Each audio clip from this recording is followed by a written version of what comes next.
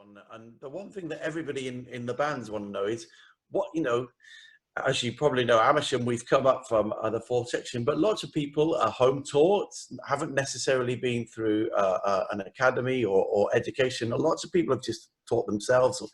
And so we're always looking for bits of advice. What do you do? What's your setup? How much time do you spend on each different thing? Have you got a certain routine? So what would your advice be for, like, if you had an hour a day, what would you be doing? Or what do you try to do every day? Yeah, actually, when my final lesson at the Royal College with Richard Walton, he was absolutely brilliant. He said, you're going to be going off out into the world of work. He knew I wanted to be a teacher. He said, you're not going to have the time to practice like you had when you were at conservatoire. So he gave me my last lesson. He gave me like a 30-minute schedule for what to practice if you've only got half an hour a day to do some practice.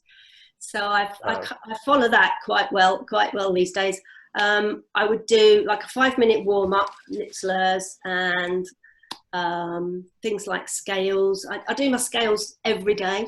Do one octave of every single scale and arpeggio every day. And then do something like an Arban study, some technical work, maybe brushing up triple tonguing or whatever it is I need for a piece. A study, and then 15 minutes or so on whatever piece I'm working on at the moment. Okay, if you could just get that, PDF and send it to us all. Send it to me and I'll send it to everybody else for half hour every day. That would be perfect. I'll do that, yeah.